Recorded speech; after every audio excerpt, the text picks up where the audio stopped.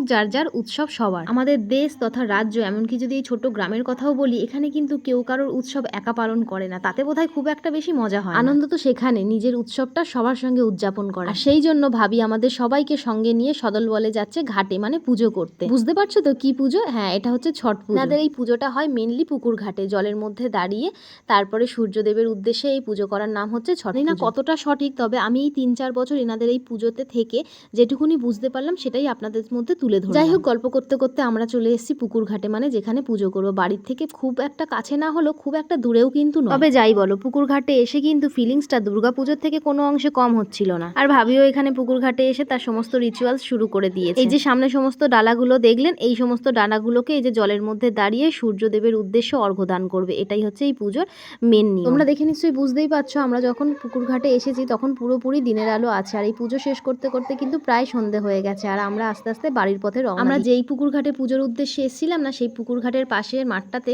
জগদ্ধাত্রী পুজোর মেলা হচ্ছে। প্রতি বছরই বরের সাথে একটা দিন আসি, দেখা যাক এবছর কি হয়। আজ আর মেলায় ঘুরবো না, তবে এতদূর যখন এসেছি ফিরতি পথে তো একবার মায়ের দর্শন করেই যাবো। চলো, আজকের গল্প এইটুকুই। সবাই ভালো থেকো, সঙ্গে সবাইকে ভালো রেখো। টাটা।